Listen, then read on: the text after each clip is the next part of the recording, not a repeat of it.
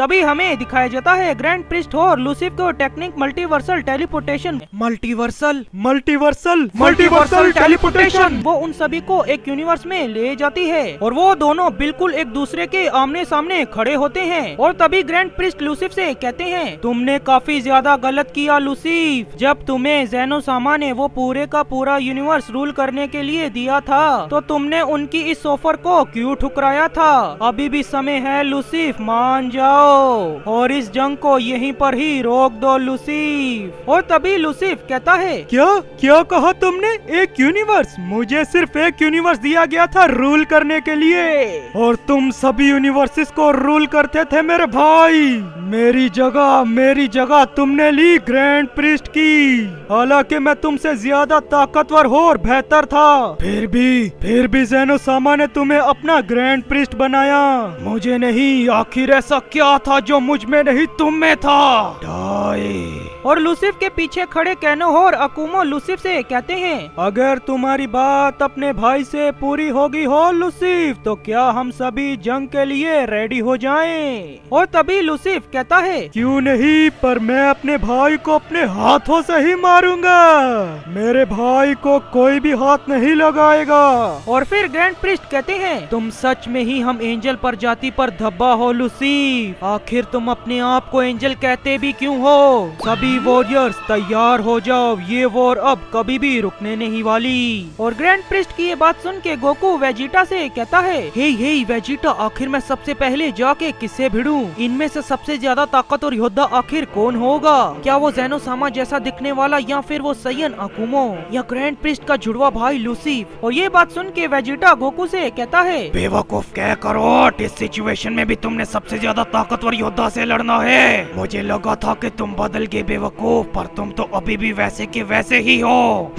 लानत है तुम पर। और फिर हमें दिखाई जाती है ग्रैंड प्रिस्ट की पूरी टीम, जिसमें सभी वॉरियर्स ही होते हैं, पर उनमें से कुछ वॉरियर्स वहाँ पे नजर नहीं आ रहे होते, जैसे कि जिनके साथ आया हुआ वो सैयन, अमोन कुन और जाइकोर हो, डुप्लीकेट जालामा हो, टेपियन हो, ट्रंक्स भी नजर नहीं आ रहे होते। और दूसरी ओर अकुमो, लूसिफ और कैनो की टीम में बस वही तीनों नजर आ रहे होते हैं। मेरा मतलब अकुमो, कैनो और लूसिफ ही। और गाइस, ये चीज सुन के आप सभी भी हैरान हो गए होंगे, क्योंकि उन दोनों ने एक साथ ही तो कहा था मल्टीवर्सल टेलीपोर्टेशन, पर अचानक से ही कुछ ऐसा हो जाता है जिसकी भैया हमें उम्मीद ही नहीं थी। और तभी अकुमो, लूसिफ और कैनो बिल्कुल एक साथ ही कहते हैं, ब्रह्मांड का समय चक्र खोल दिया जाए। और इस टाइम पर ऐसा लग रहा होता है कि जैसे कैनो ने अकुमो और लूसिफ को अपने काबू में कर लिया हो। और तभी अचानक से ही कैनो और अकुमो के और वो लूसिफ के सभी वॉरियर्स वहाँ पे टेलीपोर्ट हो जाते हैं। और ये चीज देख के वहाँ खड़े सभी लोग ही काफी ज्यादा शॉक्ड हो जाते हैं, पर इससे भी ज्यादा वो सभी उन अनजान वॉरियर्स को देख के काफी ज्यादा शॉक्ड हो जाते हैं, खास करके Goku, Vegeta, Broly, Goku black, Gohan और ग्रैंड प्रिस्ट भी। और तभी ये सभी कहते हैं, पर आखिर ये कैसे हो सकता है? पर गाइस, मैं एक बंदे का नाम तो लेना भूल ही गया। इवल गॉड्स और एंजल्स की टीम में तो एक कैकारोट भी है। और फिर हमें दिखाया जाता है उन सभी अनजान लोगों का चेहरा जिन्हें कैनो ने अपने पास बुलाया था। वो और कोई नहीं, Goku, Vegeta, Goku black, Trunks, Gohan और ब्लैक फ्रीजा होते हैं। पर ये सभी उस टाइमलाइन के हैं जहाँ पे इन सभी के साथ काफी ज्यादा बुरा हुआ और ये सभी इवल बन गए। और ये सभी गोकू, वेजिटा और ब्रोली से कई गुना ज्यादा ताकतवर भी हैं। और फिर हमें दिखाया जाता है वो इवल गॉड्स और एंजल्स का प्लेनेट, जहाँ पे अकुमो, लूसिफ और कैनो ने मरनो को बांधा होता है। और तभी अचानक से ही उन इवल गॉड्स और एंजल्स के प्लेनेट पे कोई आ जाता है और वो और कोई नहीं, फ्रीजा होता है। और हाँ गाइस, मैं आप सभी को एक बात बताना तो भूल ही गया कि ग्रैंड प्रिस्ट की टीम में अभी फ्रीजा भी नहीं है। वो मरनो को बचाने के लिए इवल गॉड्स और एंजल्स के प्लेनेट पे आया हुआ है। देवा, मैं तो तेरे को हरामी समझता था, तो राम निकला रे, देव मानुस निकला। और फिर हमें दिखाया जाता है मरनो। और तभी मरनो कहता है, ओए मुझे यहाँ पे अकेला क्यों छोड़ गए, मुझे भी अपने साथ ले जाते ना। अरे यार, फाइट देखने का मजा आ जाता मुझे। वैसे भी मास्टर मुझे लेने नहीं आए, मुझे लगा था कि मास्टर आएंगे और मैं फिर उनकी फाइट देखूंगा, पर मुझे तो ये नसीब ही नहीं हुआ। चलो यार, खैर है, अब क्या कर सकते हैं। और गाइस, ये बात सुन के आप सभी की आंखें बाहर आने वाली है, तो भैया जी तैयार हो जाओ, और अपनी आंखों पे हाथ रख लो, क्योंकि मरनो ने अकुमो, लूसिफ और कैनो की उस सील को आराम से ही तोड़ दिया होता है। तो इसका मतलब मरनो उन सभी के सामने बस गेम खेल रहा था कि मैं उनके आगे काफी ज्यादा कमजोर हूँ। और तभी मरनो कहता है चलो मैं भी जाता हूँ उस जंग को ज्वाइन करने के लिए। और तभी मरनो अपनी किसी एक टेक्निक का यूज करता है और वो फिर कहता है गैलेक्टिक टेलीपोर्टेशन। और जैसे ही मरनो अपनी इस टेलीपोर्टेशन का यूज करता है तो वो वहाँ से गायब हो जाता है। पर उसके वहाँ से जाने के बाद उन इवल गॉड्स और एंजल्स के प्लेनेट का सत्यानाश होना शुरू हो जाता है। अरे भैया सीधी भाषा में बोलूं तो वो इवल गॉड्स और एंजल्स का प्लेनेट ही उड़ जाता है। गाइस मरनो be like I am sigma. ओए ये क्या हो गया? अरे बाप रे बाप!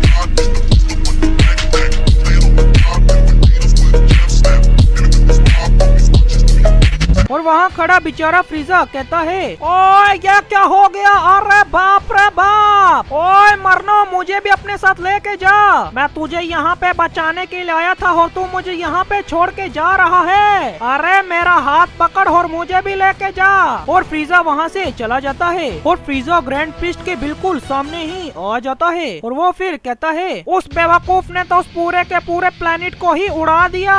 और तभी अचानक से ही वहाँ पे मरनो भी टेलीपोर्ट हो जाता है और मरनो सीधा ही आके लूसिफ को खींच के पंच मार देता है। और मरनो को वो पंच इतना ज्यादा ताकतवर होता है कि लूसिफ काफी ज्यादा दूर जाके गिरता है। और तभी ग्रैंड प्रिस्ट कहता है Let the tournament of power और तभी जंग शुरू हो जाती है और सभी वहाँ पे फाइट करना शुरू हो जाते हैं अपनी अपनी फाइनल फॉर्म्स में जाके। और फिर हमें दिखाया जाता है कि वेजिटा सीधा ही चला जाता है गोकू के ईवल वर्जन से भिड़ने के लिए और गोकू चला जाता है वेजिटा के ईवल वर्जन से भिड़ने के लिए। और हमारा ब्रोली जाता है गॉड ब्रोली और राइकोन से भिड़ने के लिए और गोकू ब्लैक सेल और गोहान से लड़ने के लिए चला जाता है। और गाइस याद रखना ये सभी उनके ईवल वर्जन हैं जिनसे वो सभी भिड़ रहे हैं और सभी जी फाइटर्स इधर उधर के वॉरियर से भिड़ रहे होते हैं। अरे बस भाई मैं इतने ज्यादा नाम अब याद नहीं रख सकता। खैर आगे बढ़ते हैं। सभी गॉड्स और इवल गॉड्स एक दूसरे से भिड़ रहे होते हैं और फिर हमें दिखाया जाता है कैनो। और कैनो ऊपर खड़ा ये चीज देख रहा होता है और कैनो के हाथ में एक चीज भी होती है। और तभी कैनो कहता है अपनी पूरी जान लगा के लड़ो। और इस जंग की वजह से ये पूरे का पूरा कॉस्मस बस खत्म होने की कगार पे आ गया होता है। और grand priest Goku Vegeta Goku black Gohan और गोकू ब्लैक की काफी ज्यादा तगड़ी फाइट चल रही होती है और मरनो ने भी लूसिफ की काफी ज्यादा तगड़ी कुटाई लगा दी होती है। और तभी कुछ ऐसा हो जाता है जिसकी हमने प्रेडिक्शन भी नहीं की थी। कैनो और जेनो कुछ ऐसा कर देते हैं कि ग्रैंड प्रिस्ट की पूरी टीम वहाँ से गायब हो जाती है।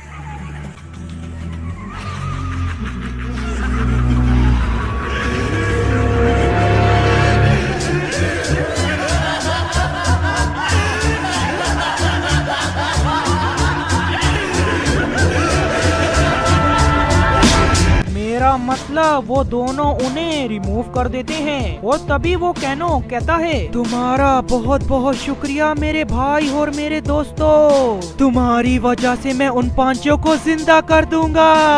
और ये बात सुन के जैसे ही अकुमो और लूसिफ कैनो को रोकने के लिए आ रहे होते हैं तभी कैनो जेनो सामा के साथ साथ वहाँ खड़े सभी लोगों को रिमूव कर देता है। मेरा मतलब अकुमो लूसिफ और उनकी सारी टीम को भी। और ये चीज राइकोन और ट्रंक्स पे भी लागू हो रही होती है, वो भी धीरे धीरे रिमूव हो जाते हैं। और गाइस डुप्लीकेट जालामा भी वहाँ से गायब हो जाता है, मेरा मतलब वो भी रिमूव हो जाता है। और ये चीज देख के वहाँ खड़ा सेलेस्टियल गार्डियन कहता है तो सबसे बड़ी गड़बड़ हो गई।